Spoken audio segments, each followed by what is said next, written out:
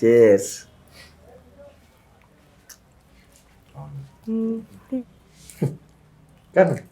ఏమింద్రా వెళ్ళి తినండిరా, మనకి ఇప్పుడు క్రిస్మస్ కేకే కదా ఇంపార్టెంట్.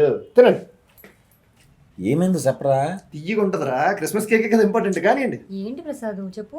రే మన అంబాజీపేట ఒకటి ఉందని జనాలకు తెలిసి 3 నెలలు అవుతుందిరా. ఈ లోపు 3 పండగలు వచ్చి వెళ్ళిపోయి ఇంకా మన కథ జనాలకి ఎప్పుడురా తెలిసేది? వచ్చే నెల వస్తున్నాం చెప్పాం కదరా.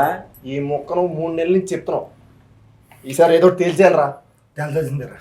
అవును మళ్ళీ బాబు, ఏదో తెలిసేద్దాం.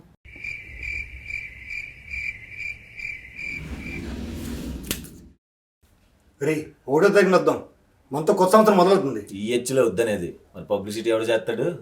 కరెక్ట్. 12వ తారీఖు వద్దాం. గుంటూరు కారం తెలుసు కదా, మంట ఎత్తిపోద్ది.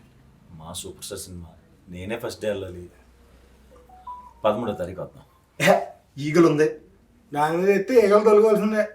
అవును, వెంకటేష్ గారి ఫిల్మ్ కూడా ఉంది. మా ఫ్యామిలీ అంతా అక్కడికి వెళ్తారు కదా. 14వ తారీఖు ఎత్తే ఉంటది నా సామి రంగా.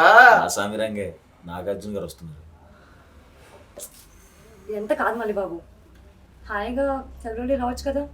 ఎలాగో నీకు ఈ సంవత్సరం కలిసి వచ్చింది. ఈ సంవత్సరం కలిసి వచ్చింది, నెక్స్ట్ ఇయర్ ఏమైనా కొత్తగా చేద్దాం కదా. ఏ ఓసారి చేస్తే రెండోసారి చేయకూడదని ఏమైనా రాజ్యాంగంలో రాసిందా? అన్నదే ఫిక్స్ అవుదాం.